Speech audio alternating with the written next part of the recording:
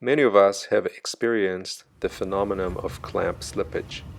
It can happen to good quality clamps that had been put through extensive use, but it is more common with inexpensive clamps, where their makers cheapened out and tried to cut on production or material costs. The problem is that the moving jaw can't anchor itself into the bar because the bar is too smooth.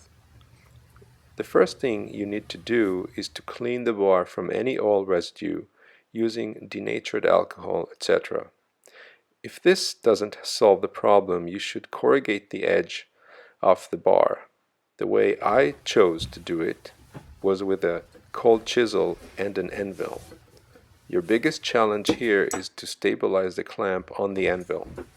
You can use an auxiliary clamp, magnets, or both.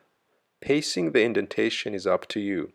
You can mark them with a rule and a sharpie pen, or you can trust your senses and let the muscle memory kick in after some practice, which I promise you it will. With a little effort, you will be able to rehabilitate many of your challenging clamps. So the next time you see a crippled clamp in a garage sale, which in the past you would have probably dismissed, you would now consider giving it a new home and a productive future.